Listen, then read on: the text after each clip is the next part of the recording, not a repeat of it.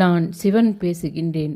உனக்கு கெட்டது நடக்கும்னு நினச்சி சில பேர் செய்த காரியம் உனக்கு ரொம்ப நல்லதாக மாறிடும். அது ஏன்னு தெரியாமல் அவங்க ரொம்ப புலம்பட்டும்.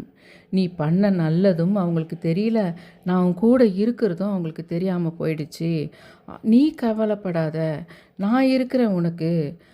என்னைக்கும் நீ அதை நம்பிக்கிட்டே இரு, நான் உன் கூடவே இருக்கிறேன். திருச்சிற்றம்பலம்.